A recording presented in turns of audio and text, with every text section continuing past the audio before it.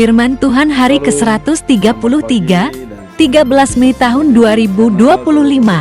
Kitab Mazmur pasal 115 ayat 14, perikop, anugerah Allah kepada manusia tanpa batas. 13 Mei tahun 2025 diambil dari kitab Mazmur pasal 115 ayat yang ke-14.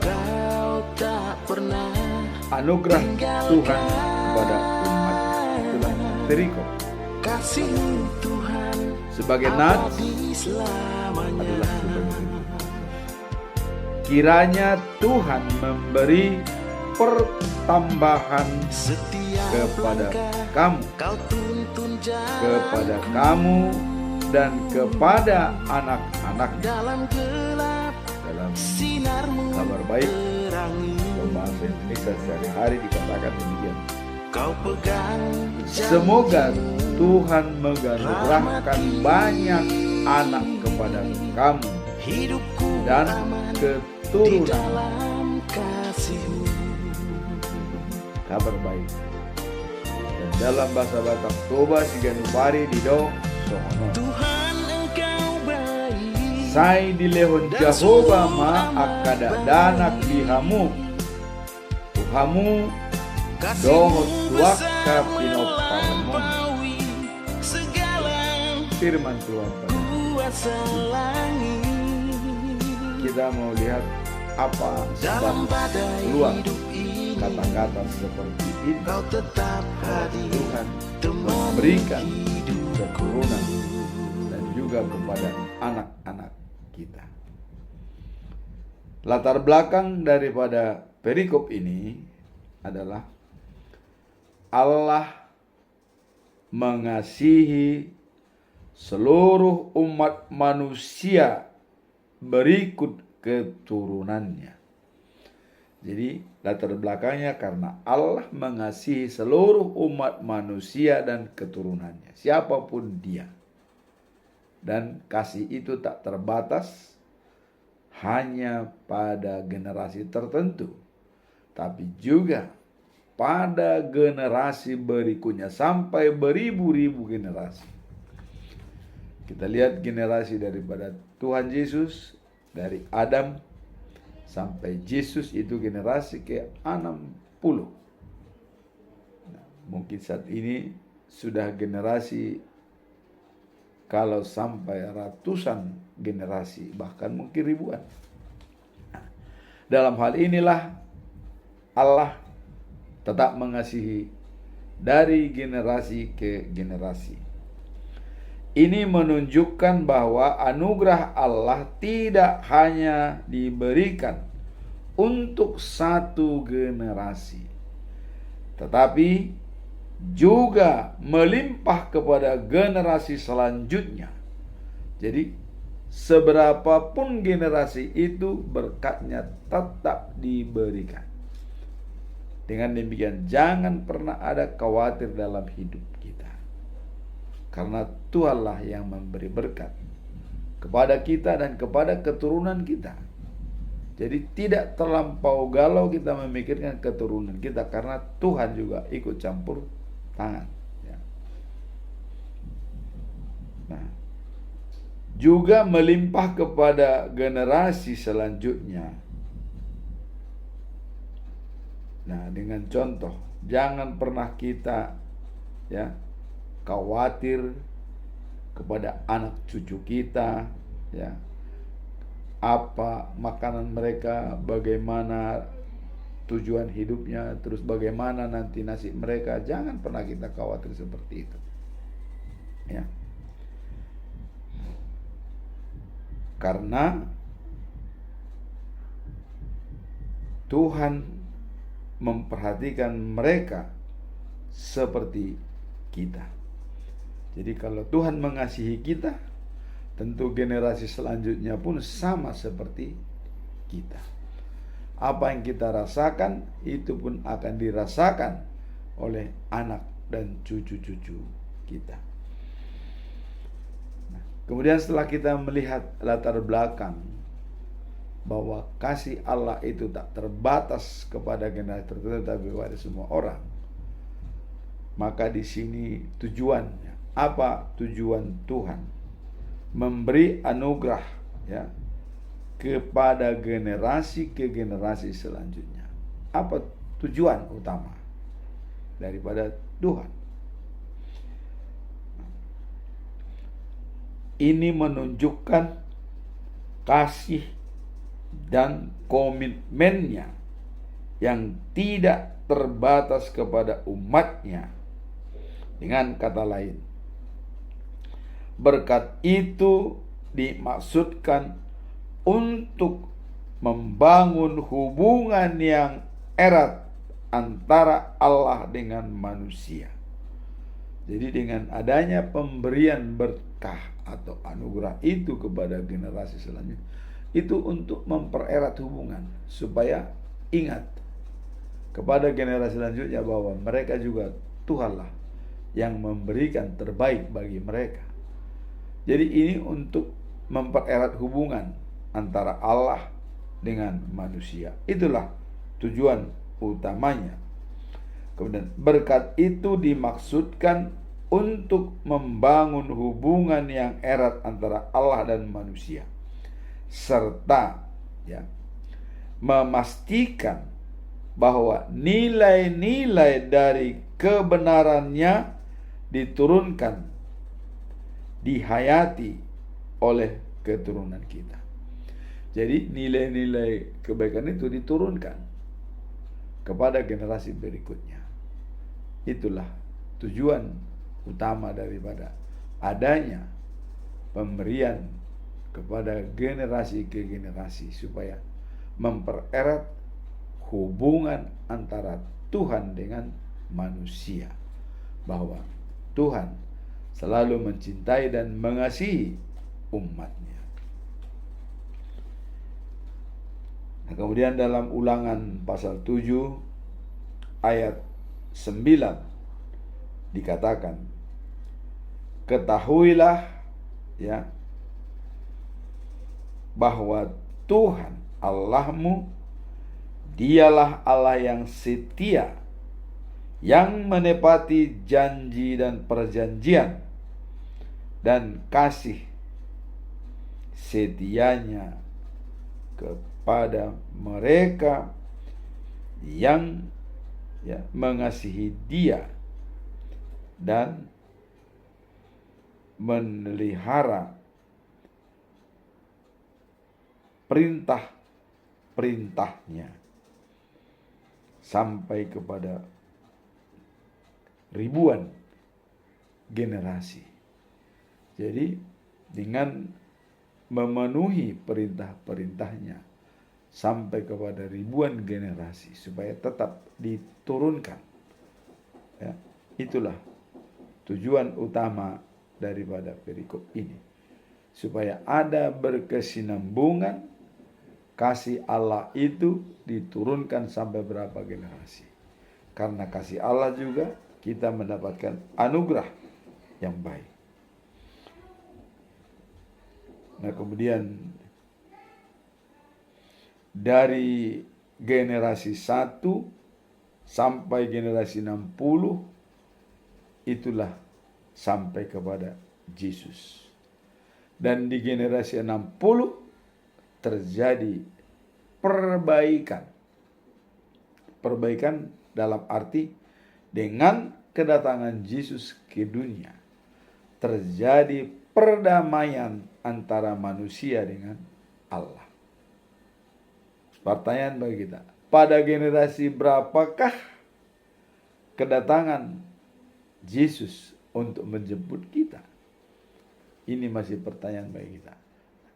Untuk menjalankan persiapan itu, maka Roh Kudus dikirim oleh Yesus dari surga untuk menolong dan memberi harapan kepada kita dan membimbing kita supaya bisa berada di dalam jalan yang dikehendaki oleh Tuhan, di jalan yang benar. Maka tadi dalam Ulangan pasal 7 dikatakan, ketahuilah maka bahwa ya, Tuhan Allahmu, Dia Allah yang setia, yang menepati perjanjian dan kasih setianya kepada mereka yang mengasihi Dia dan memelihara perintah-perintahnya sampai kepada generasi berikutnya. Inilah ketetapan memelihara perintah-perintahnya, mengasihi Dia. Itulah tujuan utama daripada perikop ini berkesinambungan. Nah, sehingga apa yang dicanangkan tadi dalam latar belakang kasih setia Allah tak terbatas kepada siapapun, dijabarkan dalam tujuan untuk menunjukkan bahwa sampai ke generasi berikutnya kasih Allah, kasih setia Tuhan itu selalu berada di dalam diri manusia atau umatnya. Mazmur 103 ayat 17 dikatakan juga mencatat bahwa kasih setia Tuhan berlangsung dari generasi ke generasi bagi mereka yang takut kepada Tuhan. Jadi kasih setia Allah itu akan berlanjut dari generasi ke generasi. Dari kita kepada anak-anak kita dan kepada cucu-cucu kita. Itu berjalan terus secara otomatis. Ya.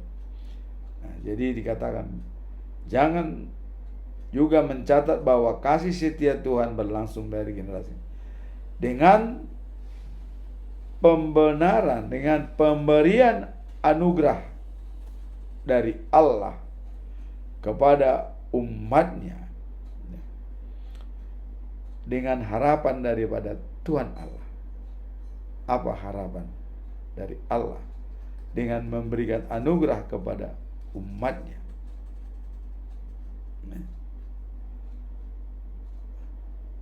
Harapan daripada Allah adalah agar umatnya dapat meneladani kasihnya dan memelihara ajarannya sehingga kehidupan yang baik dan penuh berkat dapat terus berlangsung dalam setiap generasi. Nah, ini ada pemeliharaan generasi dengan pemberian anugerah kepada umatnya, ya, yang percaya dengan harapan bahwa umatnya dapat mencontoh kasih Allah kepada manusia karena Dia lebih dulu mengasihi kita, maka kita juga wajib untuk memiliki kasih. 1 Yohanes pasal 4 ayat 8 mengatakan bahwa Allah itu adalah kasih. Barang siapa tidak memiliki kasih, tidak mengenal Allah. Kalau kita jauh daripada kasih, maka kita tidak mengenal Allah. Karena hanya dengan kasihlah kita bisa mengenal Allah. Itu dikatakan tadi. Tujuan kasih setia Allah, Dia mengharapkan supaya umat manusia itu bisa bekerja sama dalam komunitas dan kehidupan yang baik dan penuh berkat dapat berlangsung dari generasi ke generasi. Itulah harapan daripada Allah, supaya berkat itu berlanjut dari generasi ke generasi, maka perintah-perintahnya, hukum-hukumnya harus dituruti dengan baik. Sekarang kita masuk dalam pesan moral. Apa pesan moral daripada perikop ini? Pesan moralnya adalah pentingnya kepercayaan kepada Allah sebagai sumber kehidupan dan anugerah yang tak terbatas. Bahkan bukan hanya untuk individu, tetapi juga untuk keturunan mereka. Jadi kalau demikian, pesan moral ini mengingatkan kita bahwa Allah berkomitmen untuk memberkati umatnya, ya, menciptakan harapan dan tanggung jawab untuk terus hidup dalam iman dan ketaatan kepada Tuhan. Ini dijabarkan dalam Yohanes pasal 6 ayat 35. Kenapa kita harus datang kepada Yesus dan percaya kepadanya? Ini demi kehidupan yang kekal. Dikatakan dalam Yohanes pasal 6 ayat 35, Yesus berkata, "Akulah roti hidup. Barang siapa datang kepadaku tidak akan kelaparan. Barang siapa percaya kepadaku tidak akan kehausan."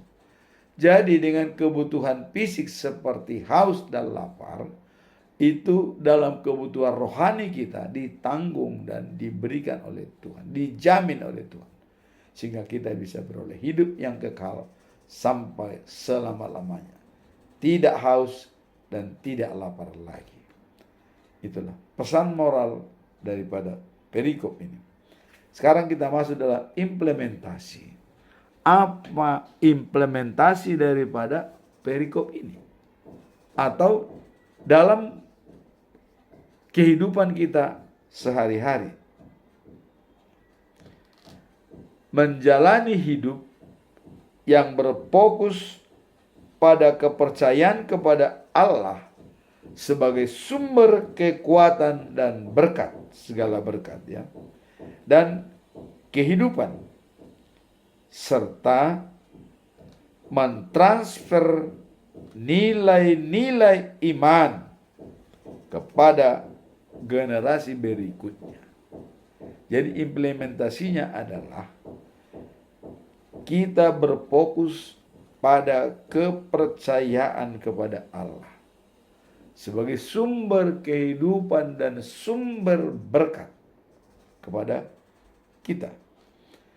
Sehingga dengan mentransfer, ya, iman dengan nilai-nilai, ya,